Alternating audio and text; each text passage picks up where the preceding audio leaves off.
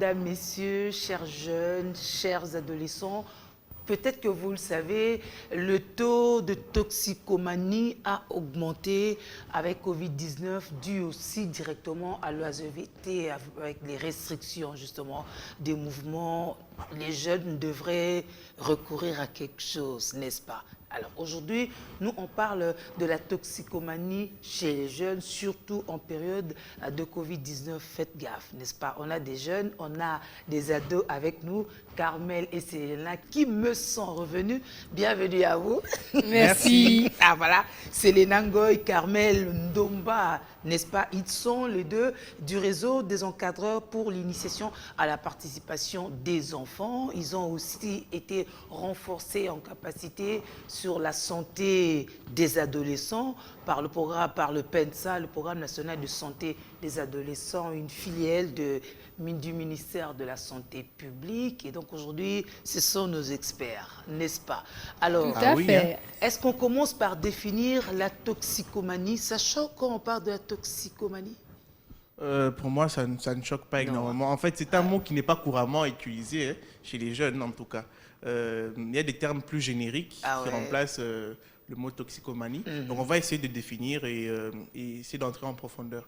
Mais avant de commencer, je tiens quand même à dire qu'on est très content de revenir sur votre plateau. Ah oui. Ça faisait vraiment longtemps. En tout cas, votre beauté nous a vraiment manqué. C'est très manqué en tout cas. Ok, Voilà. alors pour faire simple, je dirais que la toxicomanie, c'est une sorte de dépendance qui soit psychologique ou physique à une substance chimique sans une justification médicale. Parce qu'il existe aussi des produits chimiques qu'on peut prendre, par exemple, pour soulager la douleur et tout ça, recommandés par le médecin. Mais lorsqu'on parle de Il y a toxicomanie, une posologie bien précise. précise. Mais en toxicomanie, on a cette dépendance physique ou mentale non justifiée par un avis médical. Et généralement, ça se caractérise par une envie irrépréhensible de consommer le produit. Voilà. Une personne toxicomane, c'est dire qu'il n'arrive même pas à se contenir. Physiquement, il a mal quand il ne prend pas son produit. Au-delà de cela, il y a tendance à chaque fois à augmenter cette dose. Donc, cette fois-ci, j'en prends parce que le corps 1 gramme, s'habitue. 2 grammes, 5 grammes, ainsi de suite. Et plus on avance, plus on a envie d'augmenter la dose et tout ça. Et ensuite, on peut caractériser aussi par l'effet qu'il y a des conséquences, en fait, en général, des conséquences néfastes sur la personne, sur son comportement, et on le verra tout au cours de l'émission. Surtout lorsqu'il s'agit des jeunes ou des adolescents. Effectivement, les jeunes, c'est encore plus grave parce que les jeunes sont confrontés à beaucoup de difficultés, beaucoup de stress et tout ça, avec les réalités actuelles. Et donc, ça les pousse un peu plus vers ces genres de produits pour soulager la douleur, pour soulager leurs émotions, pour se sentir à l'aise, pour avoir cette sensation de bien-être, entre guillemets. Et donc, on verra que ça a des conséquences lourdes et qu'il faut extrêmement éviter la consommation de tels produits. C'est pour se sentir bien dans sa peau, n'est-ce pas, qu'on recourrait à cela. Selena, est-ce que tu as déjà été tentée de recourir à la drogue, à l'alcool, entre amis et tout, copains? Oui. Oui, hein? Oui. Faut dire que quand on est jeune, on aime expérimenter des tas de choses. C'est question de ne pas être Yuma au fait. C'est question de quand les autres parlent, tu sais aussi dire un mot, ainsi de suite. Donc oui, j'ai déjà tenté, mais le courage à la fin n'est pas venu parce que... C'est le courage qui a manqué. Le courage a manqué. C'est vrai que de nature, je suis très courageuse. Mais là, je me disais, mais qu'est-ce qui va se passer? C'est la première fois. Je ne suis pas entourée de personnes de confiance. Je peux facilement tomber enceinte, choper des maladies. J'explique ça comment à maman. Mon avenir sera gâché. Au fait, en une fraction de seconde, j'ai analysé tout ça dans ma tête. Je me suis dit, non, mes problèmes ne sont pas si graves que ça. Donc, on peut gérer, on va aller voir Carmel, on va discuter et ça ira. Voilà, c'est pas si grave que ça. Encore faudrait-il que Carmel soit quelqu'un de consciencieux qui t'amènera vers une autre voie que celle de la drogue. Et je crois que Carmel, c'était le bon choix. Ça veut dire que ça arrive justement, chers jeunes. Voilà pourquoi il faut bien réfléchir. Autant ne jamais commencer, sinon on risque de tomber de la dépendance et c'est pas toujours évident de s'en sortir. Surtout de s'en sortir intact. C'est vrai que ce n'est vraiment pas très évident de sortir intact parce que à un moment donné, le corps, il s'habitue. C'est à peu près comme les médicaments. Par exemple, moi, quand j'ai mes règles douloureuses, Oui. je peux prendre 4 pilules du Bicap fortes Ouais. pour Oui. calmer. Mais le jour qui va suivre, je peux même doubler la dose. Tout va dépendre de comment j'ai mal. Ah, Je sais qu'à 4, mon corps va gérer ça. Mais si je prends 2, j'aurai toujours mal. Mal, C'est à peu près ça avec quand on prend ces substances-là. On se dit, mon corps est habitué, je ne vais pas assez être dans les vapes, je ne vais pas assez surfer, je ne vais pas assez ressentir la sensation sur le moment. Donc, à chaque fois, on a envie de découvrir, on va dire, un autre pays. Parce que quand on prend ces substances-là, on oublie où on est, on oublie avec qui on est. Tout ce que l'on a envie, c'est de se faire du bien, de survoler, de nager. Vous voyez un peu le plaisir qu'on a quand on nage. non, j'ai d'être envie libre. qu'on me l'explique. Comment on Carmel, se sent explique. quand on nage?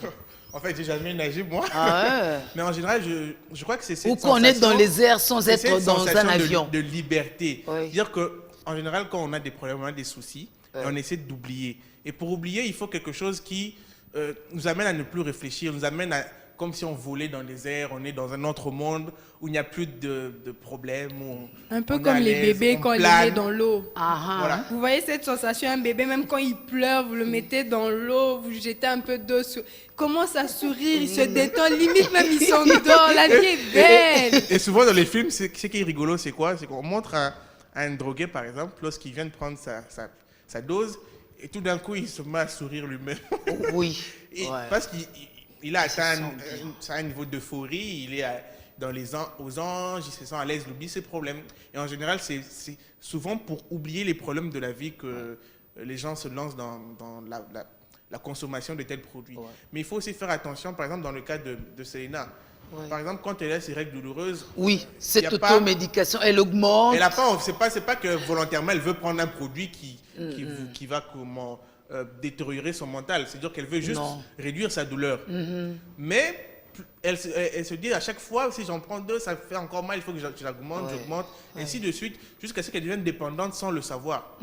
Au départ, elle n'était pas quelqu'un qui voulait prendre un produit chimique qui... Et c'est même ça l'origine justement aussi de la toxicomanie quelque part, parce que c'est des substances parfois qu'on devrait consommer sur recommandation médicale. Ça Mais nous qu'on fait du prend bien, par ça nous automodication. soulage, et nous voulons nous soulager tout le temps. Nous voulons peut-être, nous les jeunes, nous soulager de façon permanente pendant Covid-19 justement, parce qu'on se dit, bah, il n'y a pas cours, il n'y a pas des grands rassemblements, on Il y a pouvait pas se voir, d'activité, il y a papoter rien. alors qu'il n'y a pas d'activité, qu'est-ce qu'on fait? On se recroqueville. Or, on trouve un ami qui ne nous quitte pas, qui nous tient bien compagnie. Un bon Carmel. Ah, Un bon En Carmel. fait, bonne Et Selena. en ce moment-là, la drogue, on lui donne même un nom particulier. Ça devient comme ton ami. Ouais. Tu vis dans un monde clos, un monde imaginaire avec ces drogues qui, Marijuana. à chaque fois, t'amènent Ah, dans les airs et tout ça. Donc, c'est Marie-Jeanne. Marie-Jeanne. Marijuana. Alors, qu'est-ce qu'on sait des différentes substances qui peuvent faire partie de cette toxicomanie que nous dénonçons aujourd'hui? Bon, en fait, parmi les différentes substances que peut prendre la personne, je crois que la plus dangereuse, quand même, les drogues. Oui. Et parmi les drogues, on peut les définir comme des substances qui ont cette capacité-là, substances chimiques, qui soient naturelles ou artificielles, donc de manière synthétique, Oui. qui ont cette capacité de modifier le comportement mental, de modifier les sensations, le ressenti et les actions de personnes.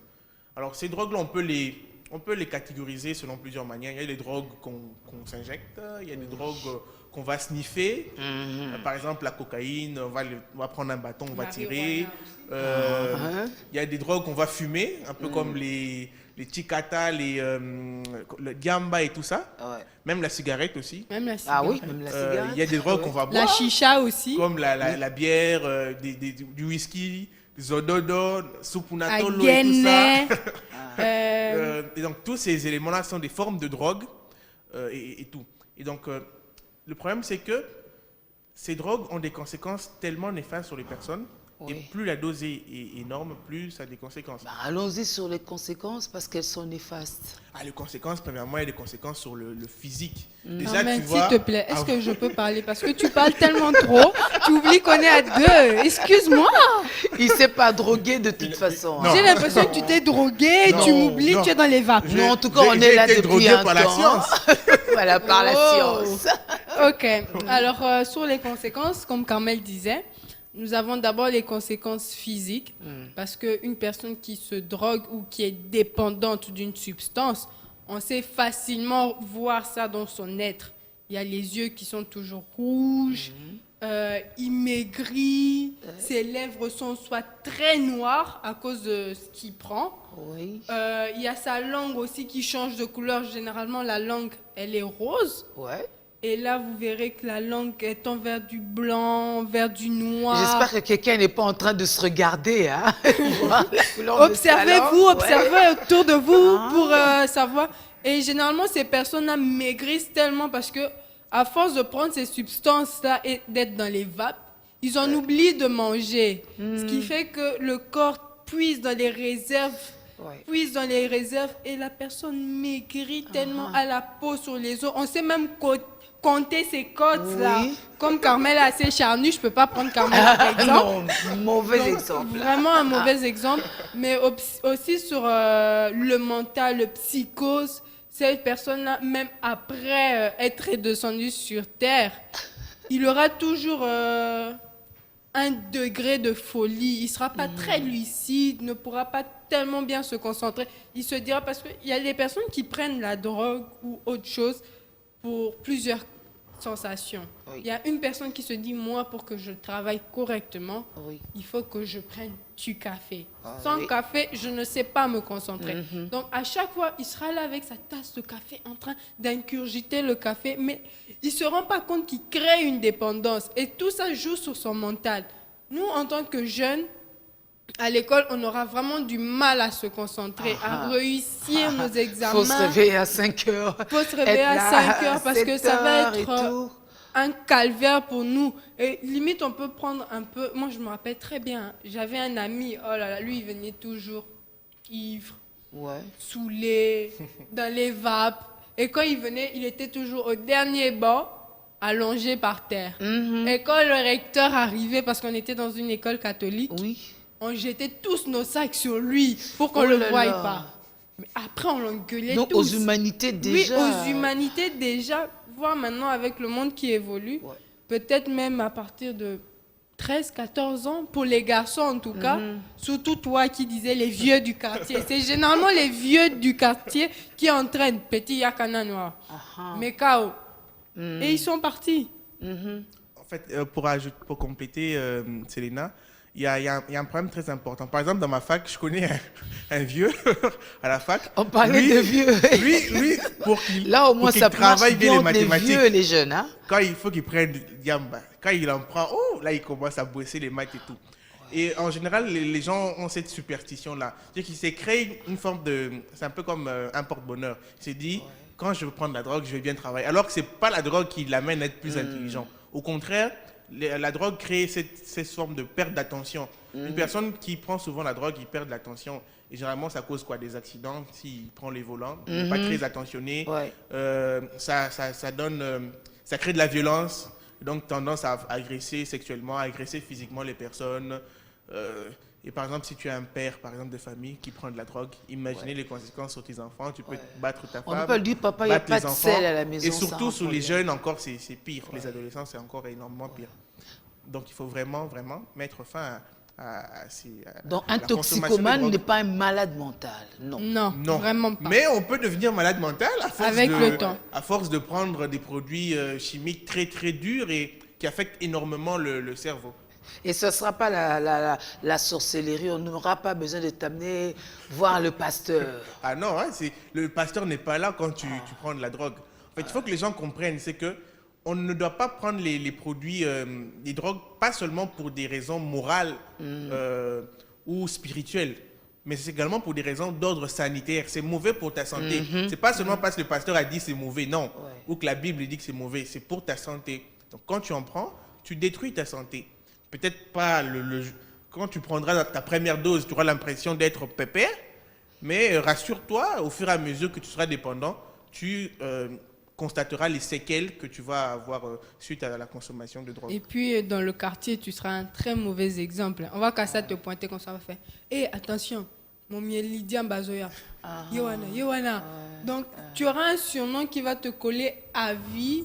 Et au final, ils se retrouvent seuls. Ce genre de personnes se retrouvent tellement seuls qu'ils se disent, pour avoir une famille, vaut mieux seulement tirer, snipper. Voilà. Et quand ils sont dans les vapes, ils s'imaginent, si c'était Carmel, ils s'imaginent une Selena en train d'embrasser Selena, de draguer Selena. Selena dit oui. Mais dans la vraie vie, il est incapable de dire bonjour à Selena. Ok.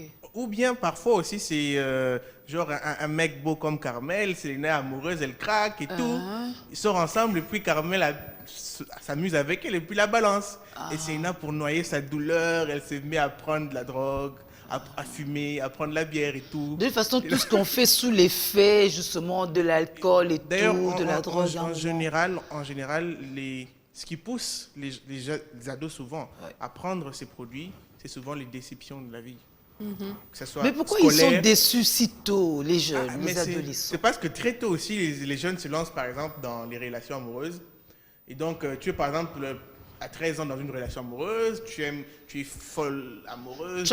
Tu as encore une longue vie devant toi. Tu tombes sur un Carmel Mais qui tu te te disais dit que les c'était mots. la femme de ta vie, tu tombes sur un Carmel qui Ben, te dit des franchement, mots, quoi. et à côté de toi, il répond en disant « Allô, mon cœur ». Wow. Pour une fille de 13 ans, c'est choquant. Elle se disait être le centre du monde de Carmel. Mais Carmel a détruit sa vie Déjà. en 2 secondes. Tcha. Et elle se dit, bon, on va se réfugier dans l'alcool.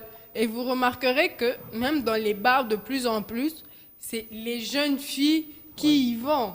Pas peut-être parce qu'elles ont été déçues, mais parce qu'elles aussi, elles sont à la recherche d'un Carmel. Donc C'est là elles que se vont trouvent là, les Carmels. c'est là où Voilà. se trouvent les Carmels. Elles sont pimpantes. J'allais dire bien habillées. Donc du coup, elles attendent un Carmel et entre-temps, elles doivent boire pour se faire remarquer et qu'il y ait un Carmel qui dit s'il vous plaît, vous pouvez 3 bouteilles là-bas, ainsi de suite. Et au final, elles partent avec ce monsieur-là qu'elles ne connaissent pas, mais parce que juste elles ont besoin de s'évader, besoin d'argent, besoin d'attention, besoin d'amour. Généralement, les frères ne savent pas apporter l'attention qu'il faut aux sœurs. C'est pour ça que les Donc sœurs... on va indexer les frères. Oui, on va indexer les frères comme Carmel. Ben oui. C'est pour ça qu'après, les frères, ils sont très stricts dans le sens où t'es ma petite sœur, t'es ma grande sœur, mais attention, il faut pas faire ça. Ils te regardent du coin de l'œil, mais jamais ils vont s'approcher pour te dire fais attention, je te vois venir, le chemin que tu prends, c'est pas un bon chemin. Parce que moi, mon grand frère à la maison, il me fait tu vois ce que vous êtes en train de faire, Cédric et toi? Vous êtes en train de partir. Moi, je suis déjà en train de revenir. Donc, ce que vous faites là, j'ai déjà eu à faire ça. Et je sais exactement comment ça va se finir. Donc, faites attention. Rares sont les frères qui sont capables de vous dire faites attention. Ils vont te regarder après, ils vont venir, ils te tapent. Quand ton frère te tape, c'est là où tu vas seulement... Il est vraiment Ndokinavi Nanga, c'est lui. Et il se refuge dans des drogues. Les frères, vous n'avez pas assez d'attention. Bon, je crois que c'est un des problèmes quand même qu'il faudrait peut-être améliorer. Mais c'est pas seulement les frères, c'est même les sœurs aussi. Genre une sœur qui dénigre son petit frère, qui le minimise et tout ça. Peut-être son frère à la recherche d'une certaine masculinité, virilité, va aller prendre des substances pour se rendre un peu plus fort et tout. Mais il n'y a pas que les ados qui le font parce qu'ils ont eu des déceptions. Il y a également les jeunes qui finissent dans la rue.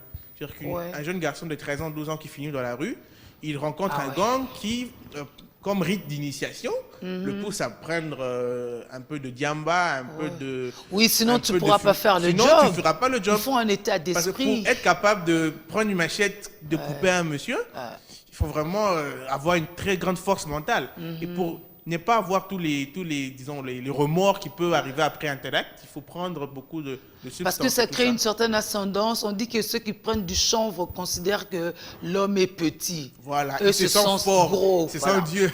Ah, voilà. C'est comme, il a l'impression, il y a une histoire qu'on m'a racontée, il y a un monsieur qui prend du chanvre, ok, et qui arrive, qui voit une flaque d'eau, il a l'impression d'être sur un fleuve. Et tout. Voilà. Et donc, mais il a la prétention de traverser. Donc ça modifie l'image qu'on a, la perception qu'on a de l'extérieur. On a l'impression d'être plus fort et donc on peut se permettre certaines choses, certaines violences, certaines bavures. Alors, pendant Covid-19, on a dit aux gens que si vous mangez chaud, si vous buvez chaud, ça vous préserverait, vous créerez l'immunité interne, n'est-ce pas? Alors, qu'est-ce qu'on fait pour renforcer l'immunité? Les gens commencent à prendre des tisanes, souvent c'est tiède et tout. D'autres se sont dit, puisqu'il faut boire chaud, nous on n'a même plus d'efforts à faire, sinon renforcer notre dose de telles substances parce qu'il n'y a rien qui chauffe mieux que cela à l'intérieur. Et on a vu le taux augmenter. En fait, Covid-19 a amené son lot de malheurs. Ça a permis également d'exacerber les problèmes, donc accentuer certains problèmes. Par exemple, non, le problème, en fait, il y a le problème d'abord de l'isolement. C'est-à-dire qu'en général, les toxicomanes, les drogués sont un peu isolés. Avec la Covid-19, tout le monde reste chez soi, il est encore plus isolé.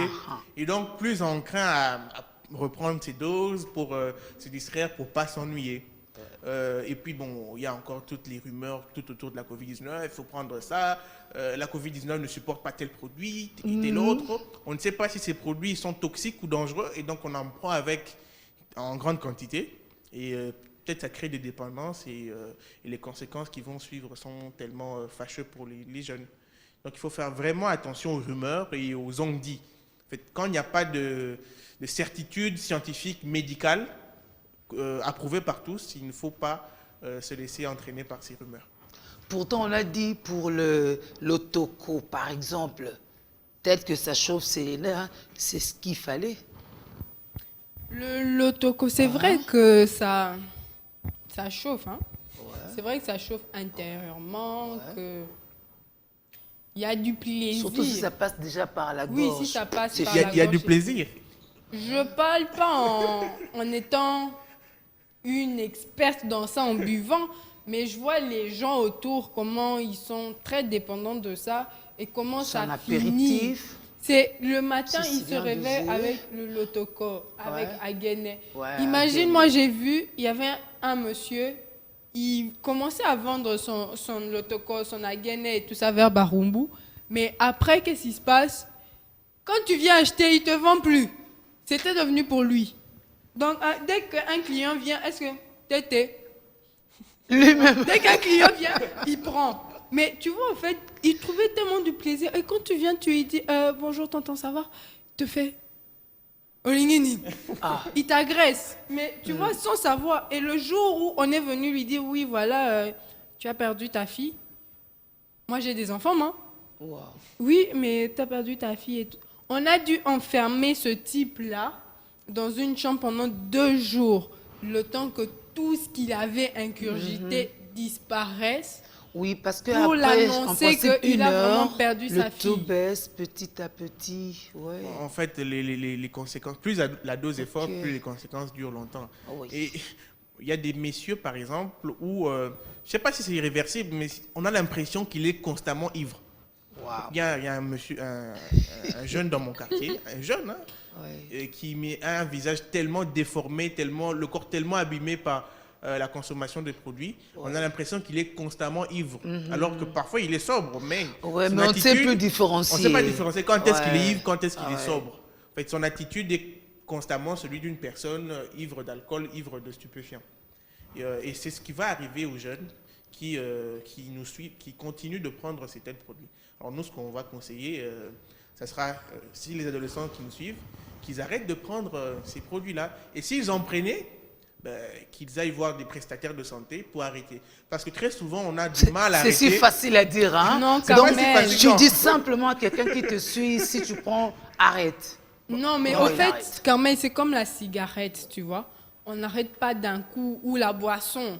On y va mollo. La Si avant, tu désintoxication. prenais, par exemple, comme moi, je prenais 4 pilules, après, je peux prendre 3. Et puis, je prends 2. Et à la fin, je prends une pilule. Et peut-être Il je faut me dis, forcément un accompagnement voilà. parce que tu Non. disais que c'était ton cerveau, ton corps qui supportait pas deux. En fait, il faut faire très attention parce qu'il y a des gens qui n'arrêtent pas facilement.